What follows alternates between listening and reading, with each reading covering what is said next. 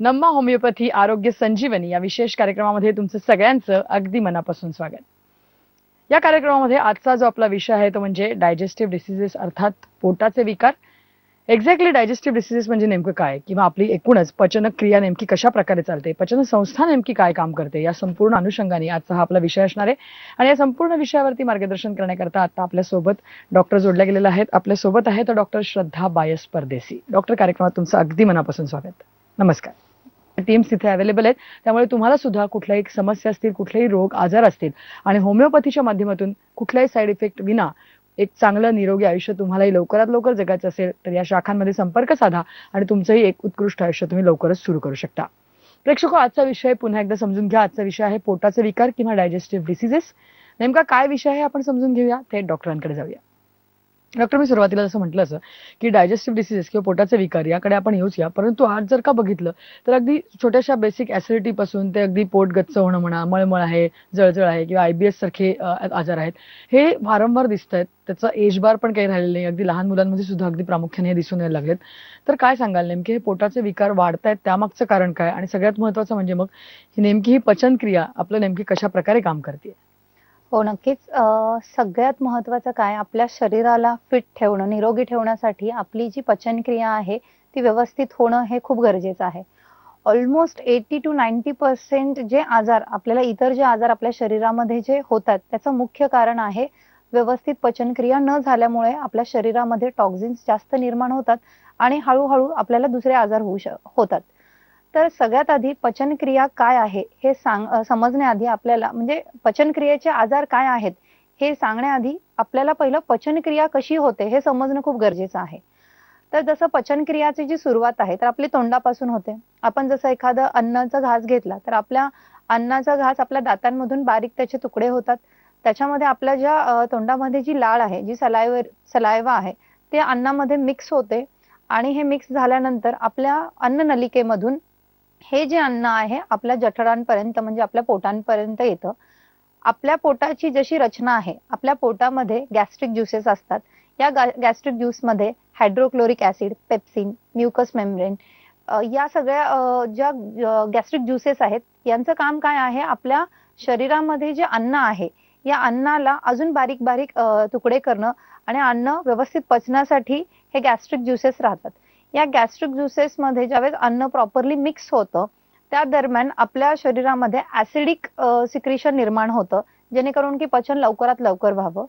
जसं आपल्या पोटामध्ये हे अन्न एक लिक्विड फॉर्म मध्ये, एक पातळ स्वरूपात राहतं, तो लिक्विड आपल्या छोट्या आतड्यांमध्ये ज्यावेळेस ते जातं त्या दरम्यान आपले जे यकृत आहे, जे लिव्हर आहे, लिव्हर मधून बाईल ज्युसेस, पॅनक्रिया जे स्वादुपिंड मधून आपले पॅनक्रियाटिक ज्युसेस सुद्धा आपल्या या पचनक्रियेमध्ये ते जे ज्युसेस आहेत ते पचनक्रियेसाठी ऍड होतात. हे जे पातळ लिक्विड आहे आपल्या स्मॉल इंटेस्टाईन मध्ये जातं. आपल्या शरीरामध्ये ऑलमोस्ट 6 मीटर एवढी मोठी आपली ही स्मॉल इंटेस्टाईन आहे. या स्मॉल इंटेस्टाईन मध्ये ज्यावेळेस ते अन्न फिरलं जातं त्यावेळेस आपल्या शरीरामध्ये ऍब्सॉर्प्शन होतं. जे महत्वाचे जे पोषण द्रव्य आहेत, त्याच्यामध्ये न्यूट्रिएंट आहेत, हे सगळं प्रॉपरली ऍब्सॉर्ब करून जे उरलेलं जे डायजेस्ट नाही झालेल्या ज्या गोष्टी आहेत त्या आपल्या मोठ्या आतड्यांपर्यंत जातात. हळूहळू हे जे अन्न आहे, जे एक पातळ स्वरूपाचं 1 ते 1.5 लिटर ऑलमोस्ट हे लिक्विड राहतं, जे की आपल्या मोठ्या आतड्यांमध्ये ज्यावेळेस ते जातं. मोठ्या आतड्यांचं जे काम आहे, हे मोठ्या आतड्यांना आपण म्हणतो कोलॉन. मोठ्या आतड्यांचं काम काय आहे की आपल्या शरीरामध्ये जे आपण अन्न खातोय त्याच्यामधला जो पाणी आहे, जे वॉटर कंटेंट आहे, त्या ऍब्सॉर्ब करणं आणि जो वेस्ट प्रोडक्ट आहे, जो चौथा आहे, तो आपल्या गुदद्वारेद्वारे बाहेर पडण्यासाठी त्याचं काम आहे. तर तोंडापासून ते आपल्या बाहेर वेस्ट प्रोडक्ट पडेपर्यंत ही प्रॉपरली अशी सिस्टीम स्टेप बाय स्टेप करत आपली पचनक्रिया प्रॉपरली होत जाते. तर डॉक्टर, आपण एवढे सगळे पोटाचे विकार आहेत, आजार आहेत, त्याच्यावरती बोलतोय, त्याची ट्रीटमेंट, लक्षणं, कारण सगळं बोलतोय. त्याच्यामुळे आपले प्रेक्षक सुद्धा आपल्याशी बोलू इच्छितात, ते आपल्याशी जोडले गेलेत. आपण त्यांच्या समस्या समजून घेऊया. बोला. नमस्कार, तुमची काय समस्या आहे? नमस्कार, माझं नाव रवी पाटील आहे. मला एक 2-3 वर्षापासून गॉल ब्लॅडर स्टोनचा प्रॉब्लेम आहे. मी सोनोग्राफी बरेच केलेले आहेत, बरेच औषध उपचार घेतले, पण सर्व ठिकाणी मला ऑपरेशन करावं लागेल असं सांगतायत. आणि मला आता जास्त प्रमाणात अन्नही पचत नाहीये आणि माझं थोडीशी तब्येतही खराब होत चालली आहे. मला प्रॉपर डायजेशनही प्रॉपर होत नाहीये.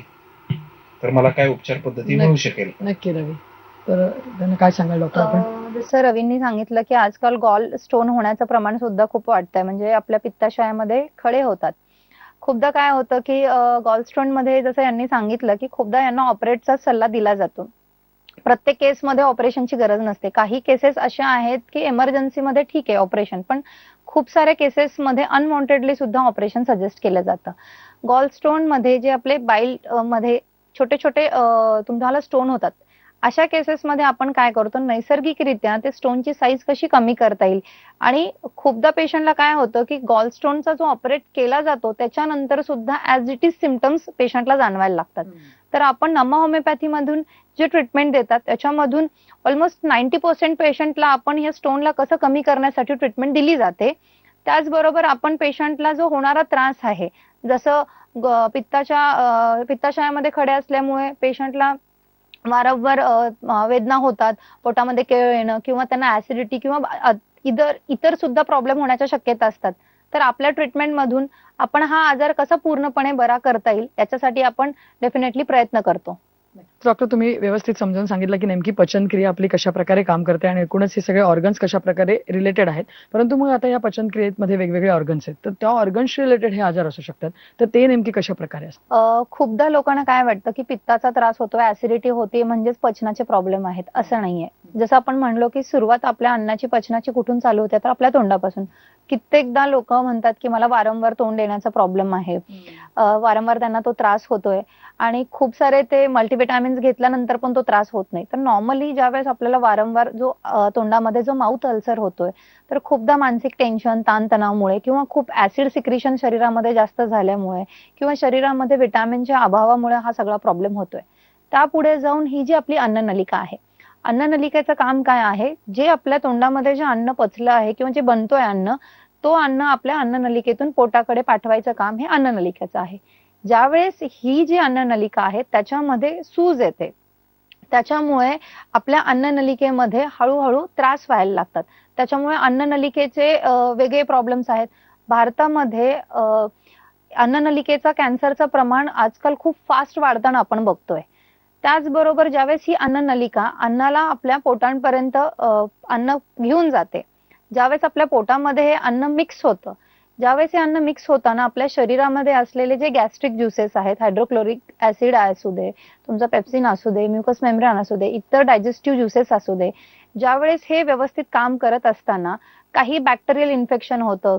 या गोष्टींमुळे काय होतं, जसं खूप साऱ्या लोकांना ते जॉबसाठी कुठेतरी बाहेर काम करतात, त्याच्यामुळे फास्ट फूड खातात किंवा रोडवरचं काही खाण्यात येतं त्यांच्या, किंवा दूषित पाणी काही पिण्यात येतं. त्याच्यामुळे काय होतं, त्यांना बॅक्टेरियल इन्फेक्शन होतं. त्याच्यामध्ये एच पायलोरी नावाचा बॅक्टेरियल इन्फेक्शन आम्हाला जास्त प्रमाणात पाहायला भेटतोय. किंवा आजकाल प्रत्येक आजार चालू झाला तर लोकांची इम्युनिटी लेवल एवढी कमी आहे किंवा त्यांना तेवढा टाइम पण नाहीये की आजार होतोय तर आपण सहन करावं. ते इमिजिएटली वेदनाशामक गोळ्या घेतात किंवा मल्टिपल गोळ्या खातात. या सगळ्या गोष्टींमुळे काय होतं, ओव्हर डोसेसचा पण प्रॉब्लेममुळे तुमच्या ज्या पोटाची जी लेअर आहे त्याच्यामध्ये इन्फ्लामेशन होतं, ज्याला आपण गॅस्ट्रायटिस म्हणतो. खूपदा आपण ऐकतो की गॅस्ट्रायटिस झाला आहे. या गॅस्ट्रायटिस होण्यामागचं जे मुख्य कारण आहे तर बॅक्टेरियल इन्फेक्शन, चुकीची जीवनशैली किंवा चुकीचे फूड खाण्यामध्ये आल्यामुळे हा प्रॉब्लेम होतोय. आणि त्याचबरोबर स्ट्रेस फॅक्टर, खूपदा मानसिक टेन्शन, ताणतणावामुळे सुद्धा तुमच्या शरीरामध्ये जे ऍसिड सिक्रिशन होतोय त्याचं प्रमाण जास्त होतोय. खूपदा आपल्याला पेशंट म्हणतायत की छातीमध्ये खूप जळजळ होतोय, जसं जेवण झालं, पोटात अन्न गेलं की परत त्यांना मळमळ होतं किंवा उलटी होते जेवल्या जेवल्या. हा प्रॉब्लेम का होतोय, तर याच्यामध्ये ऍसिड रिफ्लेक्शनचा जो प्रॉब्लेम होतोय, कारण की अन्न जसं पोटात गेलं तर ते छोट्या आतड्यांकडे जायला हवं, पण ते तसं न जाता परत आपल्या अन्ननलिकेपर्यंत ते उलटं जायला लागतं आणि त्यावेळेस पेशंटला जेवल्यानंतर उलटीचा प्रॉब्लेम होतो. मग अशा कंडिशन मध्ये सुद्धा पेशंट पित्ताची गोळी खातात. म्हणजे आजाराचं कारण वेगळं आहे आणि त्याच्यावर परत फक्त पित्ताच्या गोळ्या खाऊन टेम्पररी काम चालू आहे. मग अशा कंडिशन मध्ये गॅस्ट्रायटिस सारखा मोठा आजार आपल्याला पाहायला भेटतोय. अशा कंडिशन मध्ये खूपदा लोक ज्यावेळेस सोनोग्राफी करतात, सिटी स्कॅन करतात, त्यावेळेस त्यांना सांगितलं जातं तुम्हाला पॅन गॅस्ट्रायटिस आहे, इरोजिव्ह गॅस्ट्रायटिस आहे. याच्यामध्ये काय होतं, तुमच्या ज्या पोटाची जी लेयर आहे याच्यामध्ये ज्यावेळेस जखमा निर्माण होतात, त्याच्यामध्ये इजा होते, त्यावेळेस पेशंटला सिव्हिअर पोटात आग व्हायला लागते, पेशंटला अपचन होतं, करपट आंबट ढेकरं यायला लागतात, अन्न जसं खाल्लं की गॅसेसचा प्रॉब्लेम यायला लागतो, पोट फुगायला लागतं. त्याचबरोबर हळूहळू या पेशंटमध्ये कॉन्स्टिपेशनचा प्रॉब्लेम खूप होतो. कित्येकदा पेशंट म्हणतात की मॅडम आम्हाला 2-2, 3-3 दिवस नंतर जावं लागतं, कारण की प्रॉपरली डायजेशनच होत नाही. तर ज्यावेळेस अन्न हे पचलं जातं, तर डायजेशन होताना तुमच्या पोटापासून ज्यावेळेस स्मॉल इंटेस्टाईन मध्ये ज्यावेळेस मुख्य प्रक्रिया होते आपली डायजेशनची, कारण की आपलं जे अन्न आहे त्याच्यामध्ये सगळं जे मुख्य डायजेशन होतं ते आपल्या स्मॉल इंटेस्टाईन मध्ये होतं. छोट्या आतड्यांचं काम काय आहे, ऑलरेडी आपल्या छोट्या आतड्यांची जसं मी तुम्हाला सांगितलं की 6 मीटर त्यांची लांबी आहे. ज्यावेळेस स्मॉल इंटेस्टाईन मध्ये हे जे अन्न ज्यावेळेस फिरलं जातं, त्यावेळेस आपलं जे लिव्हर आहे हे बाईल ज्युसेस तिथे पोहोचवतं, पॅनक्रियामधून पॅनक्रियाटिक ज्युसेस जातात. हे सगळं मिक्सन का होतं, कारण की आपल्या शरीराला आपण जे जेवतोय त्याच्यातले जे न्यूट्रिशियंट आहेत ते आपल्याला प्रॉपरली भेटायला हवेत. तर आपलं स्मॉल इंटेस्टाईन काय करतं, ह्या सगळ्या गोष्टी प्रॉपरली ऍब्सॉर्ब करतं आणि जो इनडायजेस्टिबल गोष्ट आहे तो हळूहळू आपल्या मोठ्या आतड्यांकडे पाठवलं जातं, म्हणजे आपल्या कोलॉनकडे जातं. ज्यावेळेस आपल्या या छोट्या आतड्यांमध्ये ज्यावेळेस अन्न पचलं जातं, त्या दरम्यान काही प्रॉब्लेम्स जास्त सिव्हिअर आम्हाला बघायला भेटतात. खूपदा पेशंट सांगतात की सुरुवातीला मॅडम जसं जेवण झालं की हळूहळू छातीच्या खालच्या साईडचा जो भाग आहे या भागामध्ये पेशंटला सिव्हिअर वेदना व्हायला लागतात. जसं अन्न पोटात गेलं की सिव्हिअर आग होते, पेशंटला टोचल्यासारखं होतं, कोलिक पेन जाणवायला लागतं. तर अशा केसेसमध्ये खूपदा अल्सरेटिव्ह कोलायटिस नावाचा प्रकार खूप फास्ट वाढताना बघतोय. अल्सरेटिव्ह कोलायटिस हा असा आजार आहे, याची कारणं अजून फाइंड आउट नाही होत, म्हणजे खूप सारं रिसर्च वर्क होतोय. याचा जो मुख्य कारण आम्ही जे बघतोय त्याला एक ऑटोइम्युन डिसीज आपण म्हणतोय, जेणेकरून की जे तुमचे इंटेस्टाईन आहेत याच्यामध्ये एक लेयर आहे, या लेयरचं काम आहे तुम्हाला प्रोटेक्ट करायचं काम आहे. पण ज्यावेळेस सेल्फ डिस्ट्रक्शन मोडवर ज्यावेळेस बॉडी स्वतःहून जाते, त्याच्यामध्ये तुमच्या आतड्यांमध्ये स्वतःहून जखमा निर्माण होतात. जसं छोट्या आतड्यांमध्ये आपण जखमा बघतो, या जखमांमुळे खूपदा पेशंटला ब्लिडिंग होते, शौचाला गेल्यानंतर त्यांना स्टिकी डिस्चार्जेस होतात. खूपदा पेशंट म्हणतात की शेम पडल्यासारखं होतोय. याचा अर्थ काय होतं की अन्न प्रॉपरली डायजेस्ट नाही होत. आणि अल्सरेटिव्ह कोलायटिस हा एवढा प्रचंड वाढतोय सध्या, कारण की याला योग्य ते ट्रीटमेंट नाहीये मॉडर्न मेडिसिन्स मध्ये. टेम्पररी लाईन ऑफ ट्रीटमेंट दिली जाते, त्याच्यामध्ये खूप दुखलं तर तुम्ही एखादी पेनकिलर घ्या, किंवा तुम्हाला खूप त्रास होतोय, पित्त जास्त होत असेल तर तुम्ही एखादी पित्ताची गोळी घ्या. WHO चा स्वतःचा रिसर्च आहे, एक्सेसिव्ह तुम्ही जर पित्ताच्या गोळ्या घेत असाल तर तुम्हाला स्टमक अल्सर होऊ शकतात, आणि काही केसेसमध्ये जर हे अल्सर वेळीच नाही ट्रीट केले गेले तर याचाच परिणाम आपल्याला स्टमक कॅन्सरमध्ये होतोय. कोलॉन कॅन्सर त्याच्यामुळेच आपल्या इंडियामध्ये एवढ्या प्रमाणात वाढत चाललेला आहे. तर हा जो प्रॉब्लेम आहे, तर आपल्या इंटरनल डिसीज म्हणजे जे की इम्युनिटी व्यवस्थित न झाल्यामुळे, तसंच चुकीच्या जीवनशैलीमुळे, किंवा प्रॉपरली या आजाराला काय औषध घ्यायला हवंय ते न माहीत असल्यामुळे सुद्धा हा प्रॉब्लेम होतोय. त्याचबरोबर तुम्ही बघत असाल इरिटेबल बॉवेल सिंड्रोम. खूपदा पेशंट येतात की मॅडम मला इरिटेबल बॉवेल सिंड्रोम आहे. म्हणजे इरिटेबल म्हणजे काय, की पेशंटला जसं आपल्याला कुठलीही गोष्ट आपण म्हणतो की मला इरिटेट करू नको, म्हणजे काय चिडचिडपणा होते, तसं आपल्या पोटामध्ये काय होतं की आपलं जे बॉवेल आहे ते व्यवस्थित काम नाही करत, त्याच्यामध्ये काही इरिटेबिलिटी निर्माण होते. त्याच्यामुळे पेशंटला पोटात वेदना व्हायला लागतात, जळजळ व्हायला लागते, जडपणा यायला लागतोय.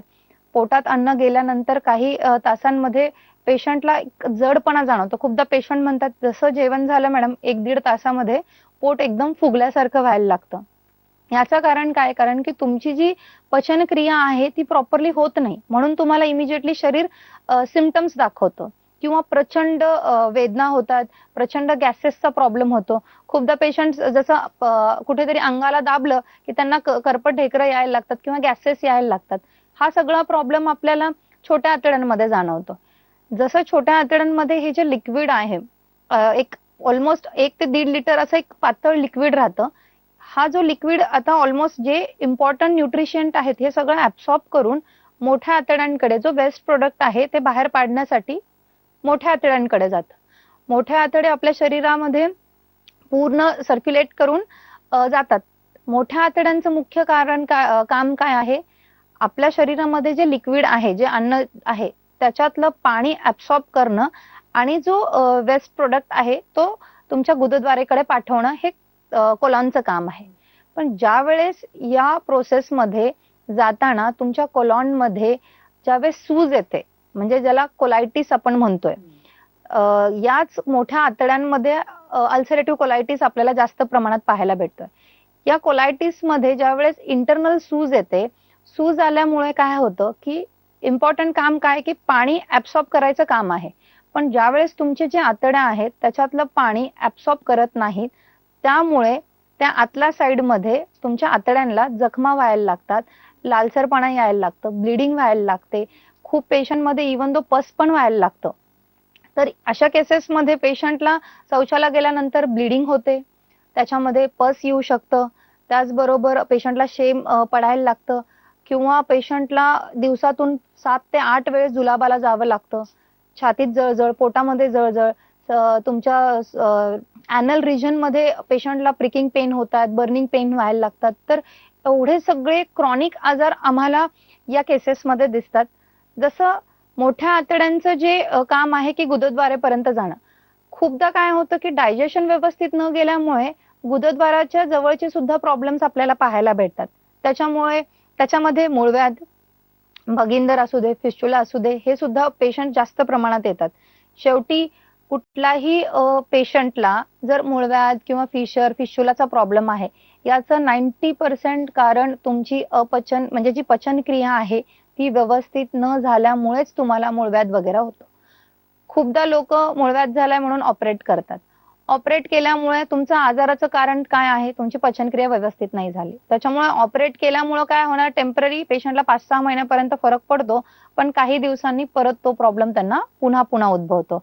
तर एवढी सगळी कारण आहेत आपल्याला पोटाच्या विकारामध्ये आम्हाला पाहायला भेटतात. डॉक्टर, पुढचा फोन आलेला आपल्याला कॉलर आपल्या सोबत आहेत. बोला, नमस्कार, काय तुमची समस्या? नमस्कार, माझं नाव समीर आहे. मी नाशिकवरून बोलतोय. माझा एक मोठा प्रॉब्लेम असा आहे की 3 ते 4 वर्षांपासून माझं पोट व्यवस्थितरित्या साफ होत नाही. म्हणजे मी अक्षरशः 2 ते 3 दिवसांनंतर मोशनसाठी जातो. ते पण मोशन पास करताना मला खूप त्रास होतो. इव्हन खूप प्रेशर द्यावं लागतं. त्याच्यामुळे मला भयंकर त्रास होतो. तर मी ट्रीटमेंट पण घेतली, औषधोपचार पद्धती घेतली, औषधं चालू पण आहेत. औषधं चालू घेतल्यानंतर तेवढ्यापुरता तेवढा फरक पडतो. म्हणजे आज मेडिसिन घेतलं तर दुसऱ्या दिवशी क्लिअर होतं. पण एक दिवस समजा माझ्याकडनं मेडिसिन जर मिस झालं तर त्याचा परत त्रास सेम होतो की 2 ते 3 दिवसानंतर मला मोशन्स होतात. तर याच्यावर काही उपचार पद्धती आपल्याकडे अवेलेबल आहेत का? खूप महत्वाचा प्रश्न यांनी विचारलाय, कारण की माझ्या डेलीच्या प्रॅक्टिसमध्ये मी सपोज 10 पेशंट बघत असतील तर त्याच्यामध्ये 6 ते 7 पेशंट्सला बद्धकोष्ठता म्हणजे कॉन्स्टिपेशनचा त्रास आहे. कारण की जसं मी म्हणले की जीवनशैलीच खूप बदललेली आहे. लोक चालत नाहीत, व्यायाम करत नाहीत, वाटेल ते त्यांच्या खाण्यामध्ये येतात. तर बद्धकोष्ठताचा जो प्रॉब्लेम आहे त्याच्यामध्ये 2 गोष्टी मुख्यतः आहेत. एक तर चुकीच्या जीवनशैलीमुळं, दुसरी गोष्ट तुमचे जे मेटाबॉलिझम आहे, तुमच्या पचनक्रियामध्ये व्यवस्थित बिघाड झाल्यामुळं, अन्न प्रॉपरली पुढे ढकललं जात नाही. अन्न प्रॉपरली पुढे न ढकलल्या गेल्यामुळे पेशंटला काय करावं लागतं? लॅक्झेटिव्ह घ्यावे लागतात. त्याच्यामुळे शौचाला व्यवस्थित होते, पण ते बिकॉज ऑफ द मेडिकेशन होते, पण नैसर्गिकरित्या अन्न आतड्यांमधून पुढे ढकललं जात नाही. तो त्याचं मुख्य कारण आहे. खूपदा अशा केसेसमध्ये पेशंट इनिमा सुद्धा खूप घ्यायला लागतात, पण कंटिन्युअस मध्ये सारखा इनिमा घेतल्यामुळे सुद्धा अल्सरचा सुद्धा त्रास उद्भवू शकतो. तर इम्पॉर्टंट काय आहे? आपण नमा होमिओपॅथीमध्ये जे ट्रीटमेंट देतोय त्याच्यामधून तुमच्या आतड्यांची जी कार्यक्षमता जी स्लो झाली आहे त्याला आपण मेडिसिन्स फास्ट होण्यासाठी देतो, जेणेकरून की तुमचं अन्न प्रॉपरली पुढे ढकललं जावं, अन्न प्रॉपरली डायजेस्ट व्हावं, जेणेकरून की तुमचं प्रॉपरली डायजेशन झालं तर तुमचा जो बद्धकोष्ठताचा जो प्रॉब्लेम आहे तो डेफिनेटली कमी होऊन जाईल. त्यामुळे ट्रीटमेंट फार अत्यंत महत्वाचं आहे. असं म्हटलं की पोटाचे विकारच एवढे आहेत, तर ऑब्व्हियसली त्याच्यावरती ट्रीटमेंटही खूप सारे असणार. तर मला तुम्हाला तेच विचारायचं आहे की मग नमा होमिओपॅथीमध्ये आपण आता ह्या वेगवेगळ्या पोटांच्या विकारांवरती कशा प्रकारे एक युनिक ट्रीटमेंट करतो? नमा होमिओपॅथीमध्ये आम्ही अशा जे केसेस आहेत, म्हणजे पचनक्रियेच्या साध्या तोंडापासून जे होणारा माउथ अल्सर असू दे, अल्सरेटिव्ह कोलायटिस असू दे, सिलियाक डिसीज म्हणजे ज्याच्यामध्ये आपल्याला विशिष्ट पदार्थांची ॲलर्जी सांगितली जाते, किंवा लहान मुलामध्ये आजकाल लॅक्टोज इंटॉलरन्स पण आपण बघतोय की नाही, दूध पचत नाहीये. छोटा छोटा प्रॉब्लेम असू दे किंवा त्याच्यातला कुठलाही मोठा प्रॉब्लेम असू दे, या सर्व आजारांना आम्ही इम्युनोजेनिक मायझमॅटिक 6th जनरेशन होमिओपॅथिक उपचार पद्धतीने आम्ही असे आजार बरे करतात. आपल्याकडे हे जे सगळे ट्रीटमेंट दिली जाते याच्यावर प्रॉपरली रिसर्च केलेला आहे, जेणेकरून की हा आजार का झालाय, म्हणजे कधी आजाराच्या मागचे कारण वेगळे असतात. काही आजारांमध्ये जेनेटिक फॅक्टर इम्पॉर्टंट असतो, म्हणजे आई वडिलांना आहे किंवा जेनेटिकच तो प्रॉब्लेम आहे, तो फॅक्टर आहे का, किंवा चुकीची तुमची लाईफस्टाईल कशी आहे, डाएटमध्ये तुम्ही काय घेताय, किंवा आजकाल लोकांना मंडे टू फ्रायडे खूप जॉब करायची सवय आणि सॅटर्डे संडे पार्टीज करायची सवय आहे. त्याच्यामध्ये ओव्हर अल्कोहोल यूज होऊन सुद्धा पोटांचे विकार आजकाल वाढतायत. जसं फॅटी लिव्हर सुद्धा आपण बघतोय की खूप वाढतंय. म्हणजे 10 मधून 2 लोकांची तरी सोनोग्राफी केली तरी त्यांना फॅटी लिव्हरचा प्रॉब्लेम होतोय. तर हे का होतोय, ह्याच्या मागे आजाराचं कारण बघितलं जात नाही. तर नम्मा होमिओपॅथीची जी ट्रीटमेंट आहे याच्यामध्ये आम्ही इम्युनोजेनिक मायझमॅटिक, म्हणजे इम्युनोजेनिक म्हणजे प्रत्येकाची इम्युनिटी आपल्याला आजाराला बरं करण्यासाठी इम्पॉर्टंट आहे. जसं काही आजारांचं कारणच माहित नसतं की का होतात, त्याच्यामध्ये तुमची इम्युनिटी डिस्ट्रक्शन मध्ये जाते, म्हणून ते आजार होतात. त्याच्यामुळे आम्ही काय करतो की पहिलं तुमची इम्युनिटी बरी करतो. दुसरं मायझमॅटिक म्हणजे आजाराचं कारण काय आहे, जेनेटिक आहे, लाईफस्टाईलशी निगडीत आहे, किंवा काही दुसरा फॅक्टर आहे का, काही योग्य ते तपासण्या करायची गरज आहे का, या सगळ्या गोष्टी आपण या मायझमॅटिक कंडिशन्स मध्ये बघतो. त्याचबरोबर 6th जनरेशन म्हणजे पोस्ट कोविड सुद्धा आजारांची जी कंडिशन आहे खूप फास्ट वाढताना बघतोय आम्ही. तर पोस्ट कोविड नंतर आम्ही जे 6th जनरेशन हे औषधं इन्व्हेंट का केलेले आहेत, कारण की आजारामधून पण पेशंटला कसं पूर्णपणे बरं करू शकतो. म्हणजे काही असे आजार आहेत की त्याला प्रॉपरली ट्रीटमेंटच नाहीये. तर आपण असे जे आजार आहेत की ज्यांना बाहेर ट्रीटमेंट दिली जात नाही, अशा चॅलेंजिंग केसेस किंवा क्रॉनिक केसेसला आपण आपल्या या मेडिसिन्सने आपण त्यांना बरं करतो.